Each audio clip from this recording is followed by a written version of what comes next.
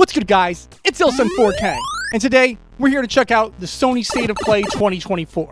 Now, I know this is mostly a horror-themed channel right now, but don't get it twisted. We are still a gaming, horror, and pop culture-themed channel. Just with all the movies I've been doing that are working on in the horror genre, I've been kind of going in there, supporting a lot of indie films and supporting films that already came out, and I'm having a great time with it. But it's time to refocus a little bit on the gaming side of things, and what better way to do that than with the Sony State of Play 2024. We got 18 titles here. Well, actually, I think it's 17 if you don't count the one that is at the end that isn't really an announcement, just more of a speech about what's to come. So definitely check it out. Make sure you like and subscribe to this. And again, there are 18 titles here, so I'm going to give brief synopses of everything. Don't expect very long coverage on everything, because this video would be like 3 hours if I really spoke everything I feel. So make sure you enjoy and like and subscribe. And remember, it's ILTV, where if it's pop culture, you know it pops up here. Now, this is a fun way to really start off your State of Play. You don't want to give too much up front, but you want to give something that looks fun and engaging. Right now, we all know how much the whole P versus E co-op multiplayer thing goes. Huge fan base for that type of game. And Helldivers 2 looks like it appeals to that while being its own thing. Got this kind of like Starship Troopers kind of vibe to it, and the ability to eventually use mechs, as they're saying. Note that thing at the bottom that said coming soon after launch. Hello, paid DLC.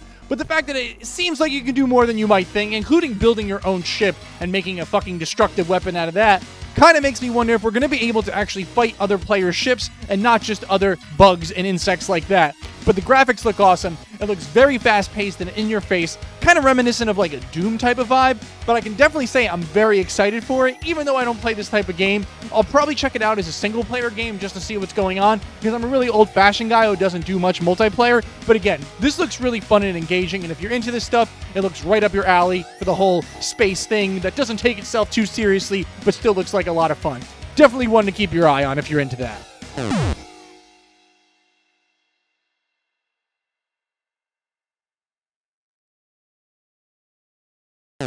So, we just saw the first WoW title of the State of Play, Stellar Blade. This game looks incredible. I mean, everything about it, from its storyline to its characters to the enemy design, all seems like it's really tied together super well and being pulled off perfectly. We will have our main character, Eve, who appears to be trying to save the entire universe around her in this post-apocalyptic cyberpunk world where individuals need her help. But at the same time, we've also been told that some individuals don't know what to make of her as they're unsure, and some individuals wish to do her harm and be hostile to her. That's really saying a lot, because it helps you build up that hero complex of getting behind the main character and really rooting for them and hoping that whatever they do, they find the success that they're looking for, because that's what it's all about in these immersive storytelling games. Getting behind the individual that you're playing as and hoping that the cause for the greater good of the people around you is ultimately what you succeed as. It's fantastic to see the enemy design. At first, I won't lie, I was like, why does everything have to look like the Demogorgons from Stranger Things? But then as I found out, it's more like Demogorgons from Stranger Things meets Transformers Gone to Hell, and there's absolutely nothing wrong with that. The fact that you also have humanoid enemies and human enemies that want to do damage to you, and what looks like the wildlife on the planet will damage you as well, that's really awesome. These boss fights look really cool and maneuverable, and what I can't seem to put my finger on, and of course, how could I, is this more of a God of the War type of game, or is this more of a Souls type game, where getting to each checkpoint that they talk about is how you do this? Because if you notice, it says in the game that when she's sitting down and resting, all of the enemies have respawned on her. So I'm kind of like, all right, maybe it's a halfway point between the two, because they are vaguely similar in ways that, you know, you don't have to really go crazy describing. But I'm really hoping we get more of a Souls-type game, because that's what I'm into. Souls-type game with immersive storytelling is really nice, because we all know that Souls-type games are kind of vague on the storyline. But this character really seems enjoyable, and all the individuals on her team seem to really be awesome as well. My favorite thing about it, again, is the weaponry that we're going to get. We got a lot of cool cinematic attacks in this, a lot of special attacks, and again, those boss fights just look fantastic. This is a game that I'm really looking forward to. I just heard about it now, much like yourselves, and I cannot wait to give it a go and review it and play it on my streams. Up next, we have everybody's favorite blue hedgehog, as well as black and red hedgehog, and of course, Tails. Sonic Generations featuring Shadow, it seems. Now, I didn't get a chance to play Sonic Generations. Few games have such a troubled history as the Sonic series. But this is one of the games that was actually very good, and I'm a little bit upset that I missed, but it looks like it's okay, because I waited just for the right amount of time. It looks like it's, again, a hybrid of the 2D, 3D movement type of affair, and behind all that is always a pretty good Sonic game at the very most. I know a lot of people are excited for this. A lot of people seem to like the original. Again, it was one that I missed. but I'm super excited to give it a go and play it because, I mean, as long as it's better than Sonic Frontiers. I don't want to dwell on that, but that was really a bit of a letdown in my opinion.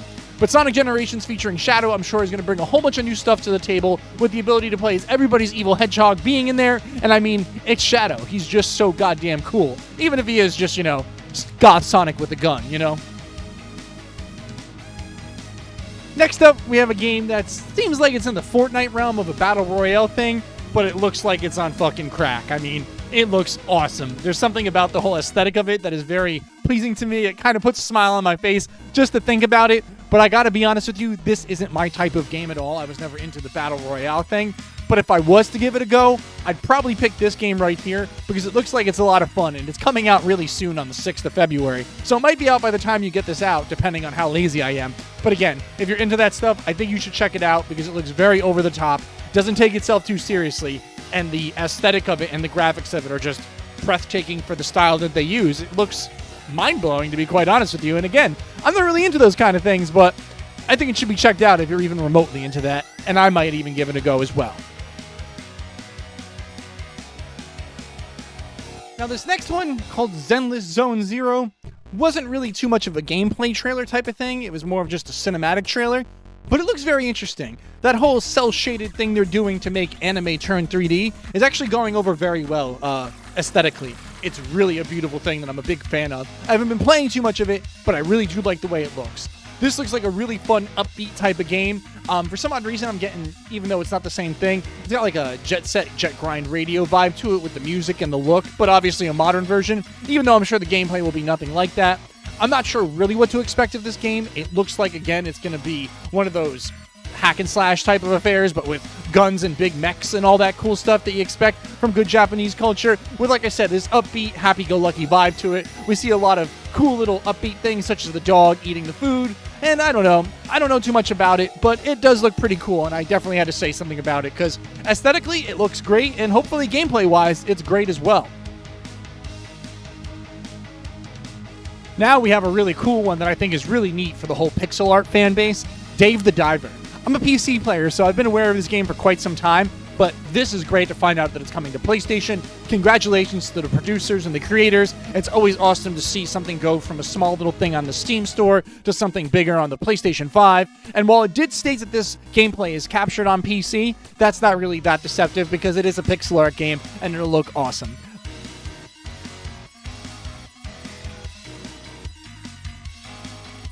Okay, so it should be noted that I'm actually doing these in live time, meaning I'm watching the video and then I'm turning around and filming right here, and I was not ready to find out that Godzilla is coming to Dave the Diver. What a great mashup.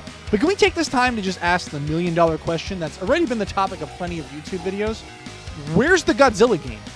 Where is the Godzilla game? There are two alternate versions of Godzilla out right now in the cinematic universe, the Toho version and the Legendary version, and nobody's doing anything worthwhile with the Godzilla IP in terms of giving it its own soul-devoted game. I know there's that mobile game, the Kaiju Battle Royale thing, which is great. I am happy to see Godzilla anywhere and everywhere, as that is one of my core memories. As you can see around me, I have the original toys from 1993 that you could only get imported from Japan that were very expensive for their time. But where the fuck is the solo Godzilla game? We need that right now, Toho. Someone get on that immediately.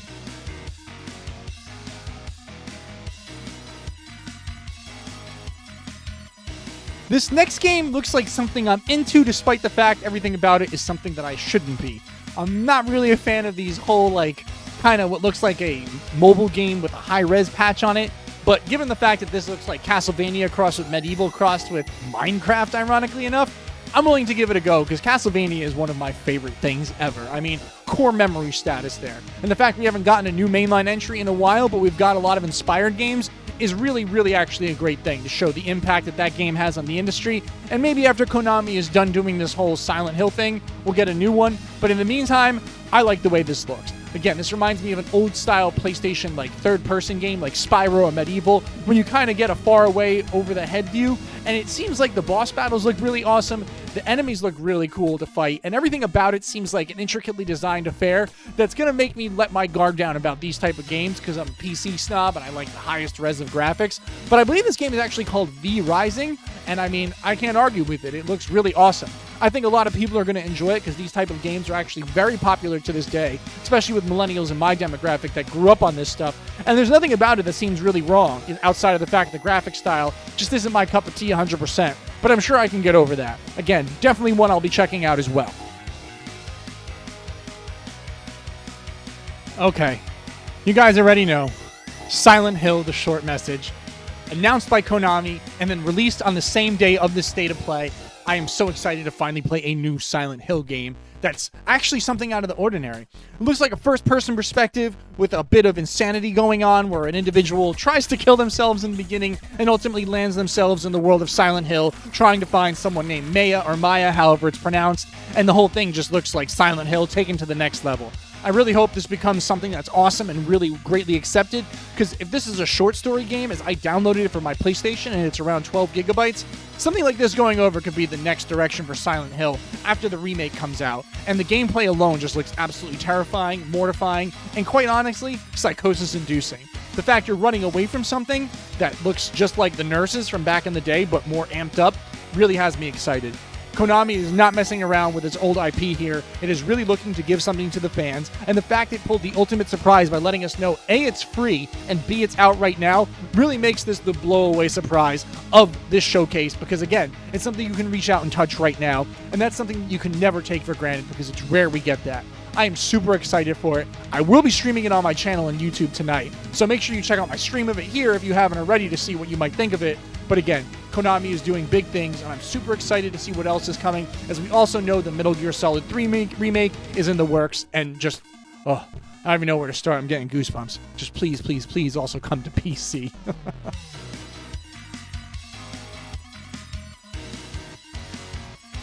Okay, here's what we all hoped we would see, and they did not disappoint. After giving us a free game, Konami gives us a full gameplay trailer of Silent Hill 2, a game that I actually did play when it was new, although I didn't beat it because I became a little too wrapped up in the new fast-paced environment of the PlayStation 2 when it was new.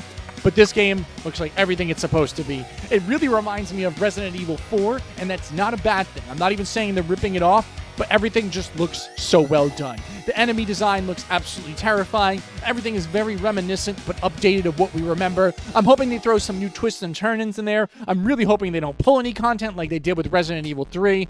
This is a game that we're all just so amped for, we can't even put words to it, because it's one of the games coming out that we've known about for a while. It's a series that we absolutely love and grew up with being scared out of. And just like they said, this is a game series that's been around since the original PlayStation, which I also had on launch day way back in February 1990 or 2000 and whatever on the original PlayStation. My favorite thing about this, again, is right at the end we see what we all came to see. The noise of the siren, and we get a quick little glimpse of Pyramid Head, who I'm sure is going to look fantastic in stunning 4K graphics. I cannot wait for this to come out. I cannot wait to play it. I cannot stress to you how excited I am that I know it's coming to my PC, and I'll be playing it in crazy high definition on my 4090 setup, PC Master Race, deal with it.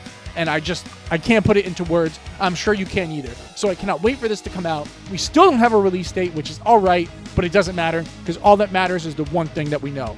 It's definitely fucking coming out. Now, the next game that we just saw, Judas, looks unreal. It looks surreal at the same time. It looks like something that plays on our newfound fears of AI, and it looks like it has some elements of social media spoofing in there with those thumbs up. But more importantly, it looks as goofy as it does serious. And in a world where, much like I was just praising Silent Hill for, it seems every protagonist is just a depressed mess wishing to kill themselves or kill the main villain, this looks like a first-person shooter that just balances it just perfectly. And that's not something we see very often.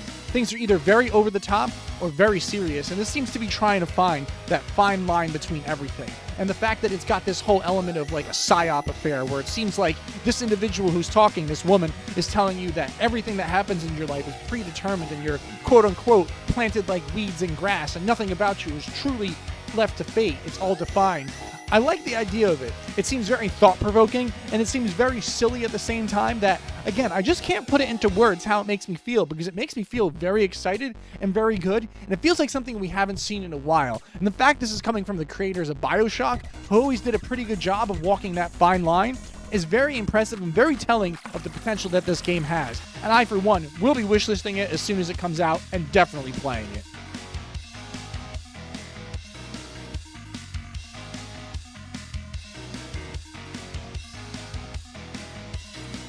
And here we are, the very first PlayStation VR 2 title of the show.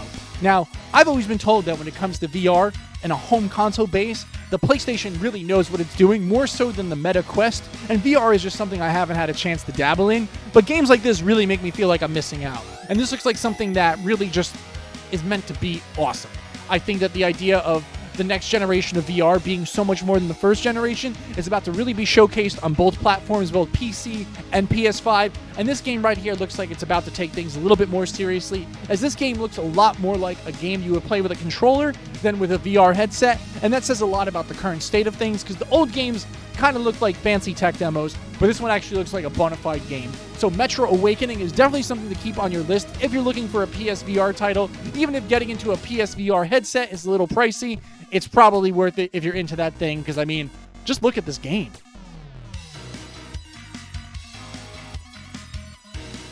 Now, continuing onward with the PSVR 2 headset, we have what's known as Legendary Tales, the first ever possible VR RPG game, which looks fantastic. You know, it gives me like a Dark Souls vibe, and if someone ever told me that there was a Souls-type VR game that was done well, this would be it. The graphics still look a little tech demo-y, but I'm assuming that's going to change as things move forward with production and everything.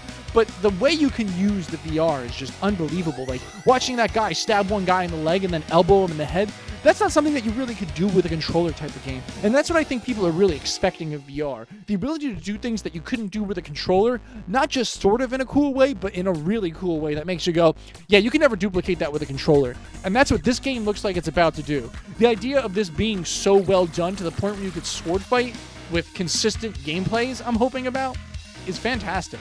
I think this needs to happen more often, and I think we need more people pushing the barriers of VR like this, because this is the kind of games, like I said, just like the last one, that makes me go, maybe I should plop down $500-$600 on a nice VR headset, be it for my PlayStation or my PC, or maybe both if I really want to get into it, because this is what people were expecting, and I don't think we got with the last generation of VR very well at all.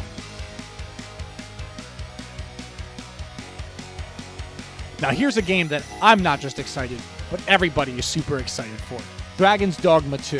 What looks like Baldur's Gate 3 if it actually had like hand-to-hand combat instead of that turn-based Dungeons & Dragons bullshit. Sorry, I just wasn't a fan. This looks like the type of game that's really going to sweep this year. This looks like a Game of the Year contender, in all honesty, if Baldur's Gate is what took last year, because it seems like it's everything that I would want from a fantasy game, with a combat system and a co-op system that looks like it's loads of fun. I really hope the co-op element is available outside of multiplayer, as in you can have multiple people run with you as adversaries. I hope they don't push it as an online-only game, but I highly doubt that, because this game looks like it's absolutely done right. The creatures look varied and awesome. Yes, you have your atypical gigantic griffin creatures, your dragons, your everything else, but then we have this one creature that looks kind of like the Angel from Doom showing up out of nowhere. I don't know, but all I know is I'm super excited, and everything about it seems to be great. The leveling up capabilities are just wonderful to imagine when you think about all that's come out in the world of that. Huge fan of fantasy games as much as I am cyberpunk games, and this is one that's really had my attention along with everybody else, and I know we all can't wait for it to come out, and I cannot wait to play it on whatever platform I have to play it on, because this looks like a do-not-miss game by any stretch of the words.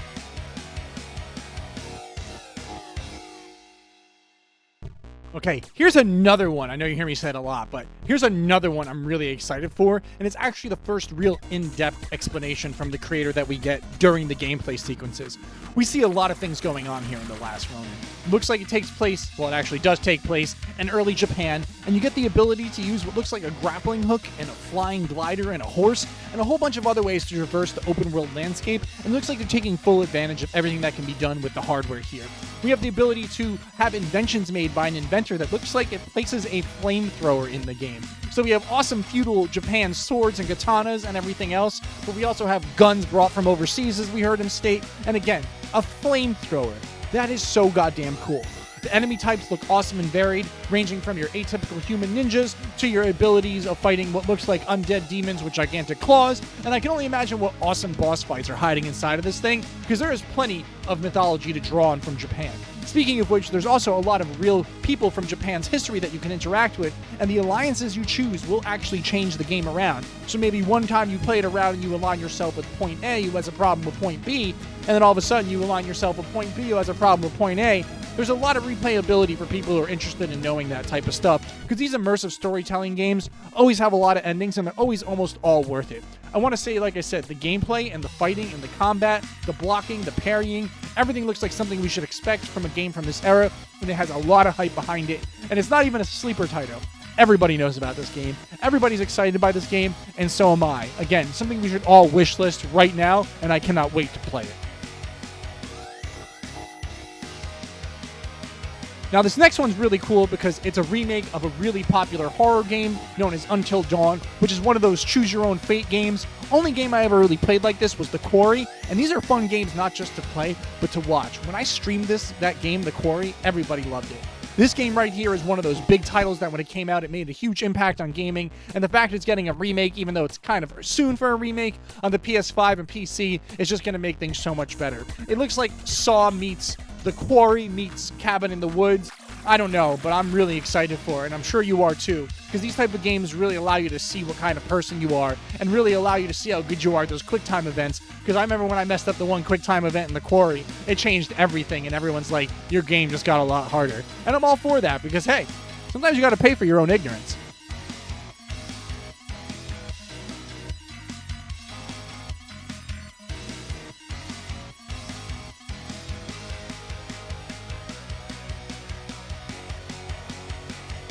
Now, here's a series that I'm pretty upset with myself that I never got into, because after seeing this trailer, I think I'm going to have to go back and play the original one.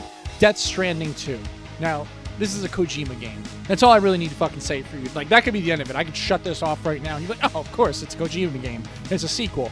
But this looks like the Kojima game, to be quite honest with you.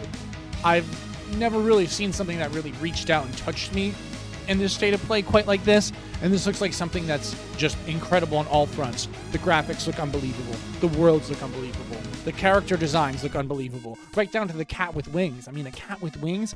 The guy who has a guitar that he uses as a weapon to shoot electronic beams at people, and how awesome that character looks. And the little talking puppet, everything looks like a Kojima game done incredibly well, right down to the very beginning of that baby spitting out a spaceship for whatever reason.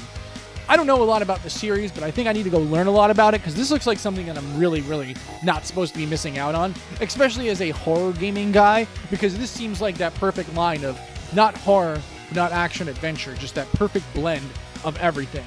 Watching the water come and rise on that beach and slowly erode everything, seeing him drive around on that motorcycle, the interactions between the characters, the dialogue, everything just seems top-notch. Chef's kiss.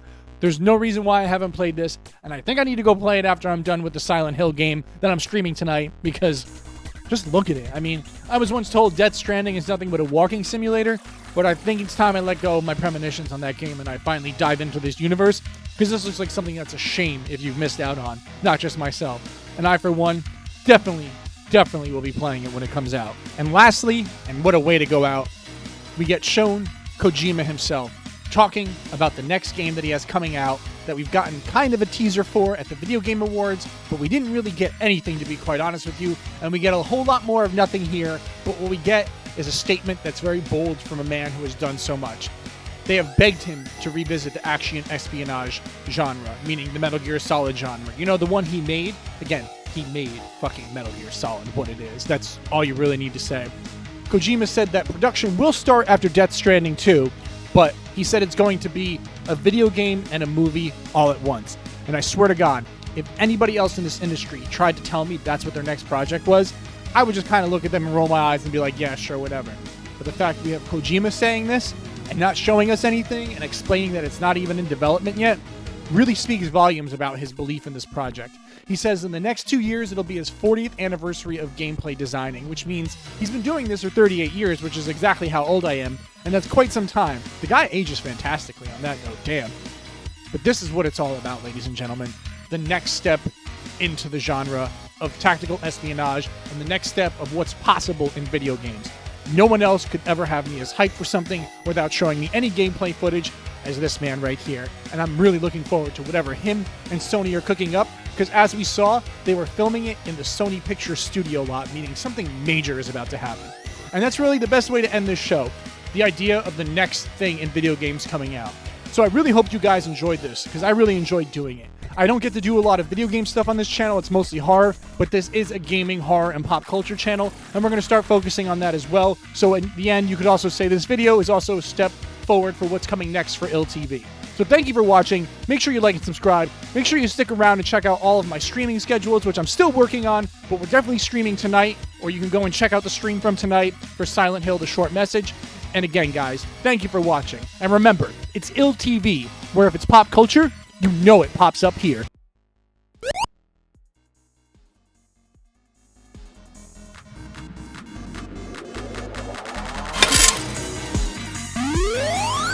You're watching ILLTV, where if it's pop culture, you know it pops up here.